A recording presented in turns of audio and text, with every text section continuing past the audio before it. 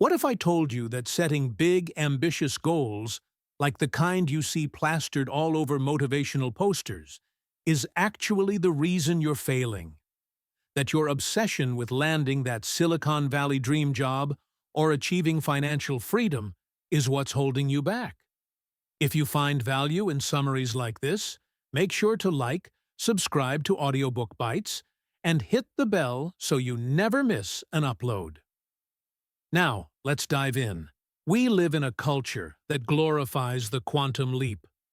We're addicted to stories of overnight success, the garage startup that becomes a billion-dollar unicorn, the actor who gets discovered out of nowhere. We believe that to change our lives, we need to make a massive, earth-shattering transformation. We set New Year's resolutions to completely reinvent ourselves, promising to go to the gym 2 hours a day, meditate for an hour, write a novel, and learn a new language, all starting January 1st. And by February, we're burnt out, disappointed, and right back where we started, feeling like a failure. The problem isn't you. The problem is your strategy. In his groundbreaking book, Atomic Habits, James Clear provides a radically different and profoundly more effective approach. He argues that real, lasting change doesn't come from one monumental event. It comes from the compound effect of hundreds of tiny, almost invisible improvements. It comes from habits so small they feel insignificant. Atomic habits that, when compounded over time, lead to revolutionary results. This isn't about a sudden breakthrough. It's about becoming 1% better every single day. The first fundamental mindset shift Clear demands is this: forget about your goals. Seriously, forget them. Instead, focus entirely on your systems. This sounds completely counterintuitive, right? We're taught that the key to success is setting bigger, better, more audacious goals. But Clear points out a critical flaw in this logic. Winners and losers in every field often share the exact same goals. Every athlete in the Olympics wants to win a gold medal. Every startup founder wants to build a successful company. Having the goal is not the differentiating factor. The difference is the system. A goal is a desired outcome, the finish line. A system is the collection of daily habits that will get you there, the process. Think of it this way: a football coach's goal is to win the Super Bowl, but he doesn't spend all day staring at a picture of the trophy. His system is what the team does at practice every single day. The recruiting, the weight training, the film study, the drills. You do not rise to the level of your goals. You fall to the level of your systems. The legendary NFL coach Bill Belichick built a dynasty with the New England Patriots on this very principle. Their core philosophy wasn't win the Super Bowl. It was a simple, powerful mantra: do your job. This was their system. It meant every player focused with obsessive intensity on executing their specific role in every single play, every single practice, every single game. The championships, the rings, the parades, those were just the natural results of a relentlessly effective system. Focusing only on the goal creates a yo-yo effect. You work your tail off to run a marathon, and after you cross the finish line, you stop training. The goal is achieved, so the motivation vanishes. But when you fall in love with the system, the habit of running every morning, the feeling of pushing your limits, the progress never stops. The goal is just a point on the horizon. The system is the road you travel every single day. This leads directly to the second, and perhaps most powerful idea in the book: the power of identity-based habits. Clear explains that there are 3 layers to behavior change. The outer layer is changing your outcomes: losing 20 pounds, publishing a book. The middle layer is changing your process: implementing a new workout routine, writing 500 words a day. But the deepest, most fundamental layer is changing your identity, your beliefs about yourself, your self-image. Most people start from the outside in. They focus on what they want to achieve. I want to lose weight. This is an outcome-based approach. But this approach is fragile because it's tied to a result. An identity-based approach, however, starts from the inside out. It focuses on who you wish to become. The goal is not to lose weight. The goal is to become the type of person who lives a healthy lifestyle. The goal isn't to write a book, it's to become a writer. Each action you take is a vote for the type of person you want to become. Every time you choose a salad over fries, you cast a vote for I am a healthy person. Every time you sit down to write, even for just 5 minutes, you cast a vote for I am a writer. This is a game changer for building habits that stick. Let's take the American dream of financial independence. The outcome-based approach is, I want to save $1 million. When you operate from this mindset, every time you skip a $7 latte, it feels like a sacrifice, a deprivation. You're giving something up for a distant, abstract goal. But what if you shifted your identity?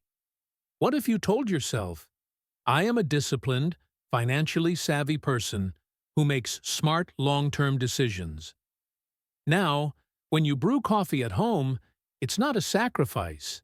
It's an act of affirmation. It's a small win that reinforces your new identity. It feels good because it's a tangible expression of who you are. This is why crash diets fail. You might stick to a restrictive plan for a few weeks, process, to lose weight, outcome. But if you still see yourself as an unhealthy person who is just temporarily suffering, you'll inevitably revert to your old ways. True behavior change is identity change. You have to believe you are the type of person who can achieve the things you want to achieve. So, how do you actually build these identity-affirming habits? This is where Clear introduces his brilliantly simple and practical framework. The 4 Laws of Behavior Change. This is your playbook, the how-to guide for engineering good habits and dismantling bad ones. The first law is to make it obvious. Our habits are often triggered by cues in our environment, most of which we're not even conscious of. You walk into the kitchen, see a plate of cookies on the counter, and you eat one without even thinking. The cookies were an obvious cue. Willpower is a finite resource. You cannot rely on it to constantly fight your environment. Instead, you need to become the architect of your world. Design your environment so that the cues for your good habits are obvious, and the cues for your bad habits are invisible. Want to drink more water? Don't just keep a pitcher in the fridge. Buy a beautiful, transparent water bottle and place it right in the middle of your desk, in your line of sight all day. Want to read more? Don't leave your book on a shelf with 100 others. Place it directly on your pillow each morning, so it's the first thing you see when you get ready for bed. Conversely, if you want to break a habit, make its cue invisible. Are you spending too much time scrolling through TikTok and Instagram? Create a charging station for all your electronics in the living room. Every night at 9 p.m., your phone goes on the charger, and it does not enter the bedroom. By removing the cue, the phone on your nightstand, you eliminate the habit of mindless scrolling before sleep. You aren't fighting the urge, you're removing it. The second law is to make it attractive. The more attractive an opportunity is, the more likely it is to become habit-forming. Our brains are wired to seek pleasure and rewards. We can use this to our advantage through a strategy. Clear calls temptation bundling. This is where you pair an action you want to do with an action you need to do. You're linking a source of instant gratification with a habit that has a delayed return. The key is to make your desired habit the gateway to your guilty pleasure. For example, I will only let myself listen to my favorite true crime podcast, the one everyone at work is talking about, while I'm doing my weekly meal prep. Or, I can only watch the next episode of that trending Netflix series after I've completed a 30-minute workout on the treadmill. Suddenly, meal prepping and exercising don't seem like chores anymore. They become something you almost look forward to because they are linked to an activity you genuinely enjoy. You're hacking your own brain's dopamine reward system. You're not just forcing yourself to do the hard thing. You're making the hard thing part of an attractive and rewarding experience. This can be applied to almost any area of life. Need to catch up on boring work emails? Bundle it with your favorite fancy coffee. Need to do your physical therapy exercises? Only let yourself do them while calling a friend you love to chat with. By making your habits attractive, you switch from feeling like you have to do them to feeling like you get to do them. The third law is to make it easy. We are fundamentally wired to follow the path of least resistance. The more friction, effort, or steps involved in an action, the less likely we are to do it. Think about the incredible success of services like Amazon Prime or DoorDash. They didn't invent new products. They just removed friction from the process of buying things and ordering food. You need to apply this same principle to your habits. Reduce the friction associated with your good habits and increase the friction associated with your bad habits. This is where Clear's famous 2-minute rule comes into play.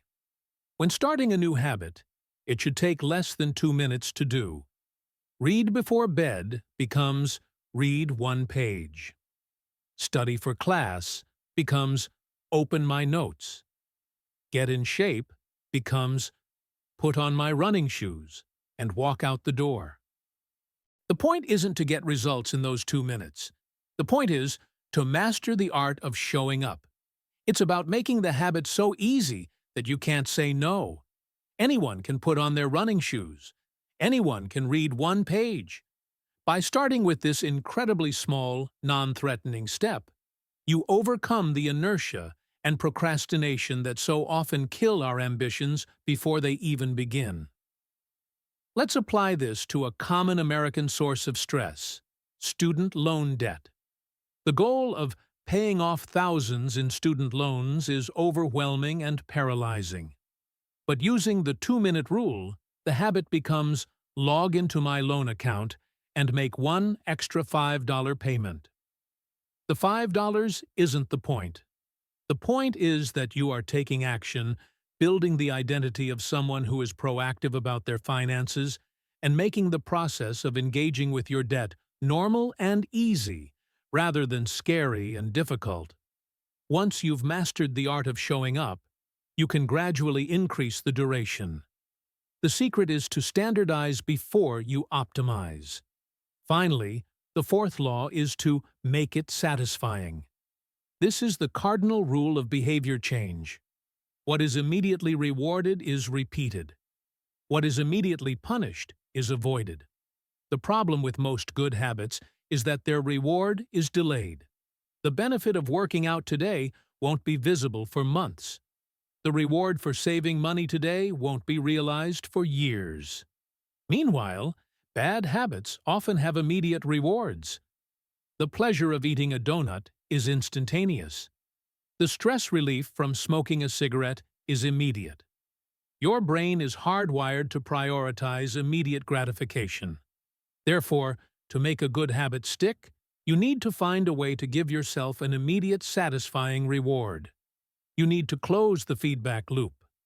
This is why habit trackers are so effective.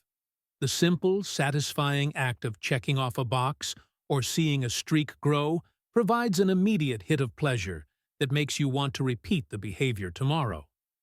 A brilliant, Americanized example of this is creating a visual financial tracker.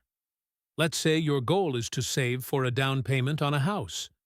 Open a separate, high-yield savings account and name it Future Home. Every time you successfully resist an impulsive Amazon purchase or choose to cook instead of ordering takeout, immediately transfer the money you saved into that account. Watching that balance tick up, even by just $20, gives you an immediate, satisfying reward. It makes the act of saving more gratifying in the short term than the fleeting pleasure of whatever you were about to buy. You're making the future reward tangible in the present moment, which is exactly what your brain needs to stay motivated and keep the cycle going. So, where does that leave you?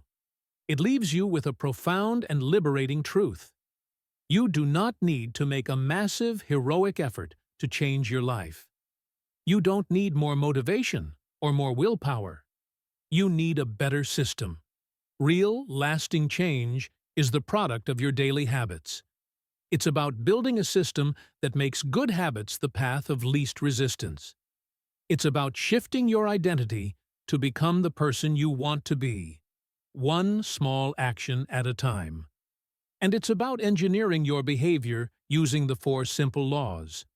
Make it obvious, make it attractive, make it easy, and make it satisfying. Stop waiting for the perfect moment. Stop trying to summon superhuman willpower. The person you want to be, the one who's in shape, financially secure, and crushing it in their career, is built one atomic habit at a time, starting today. So ask yourself, what is the 1, 2-minute action you can take right now to become 1% better? Define it, and then do it. Your future self will thank you.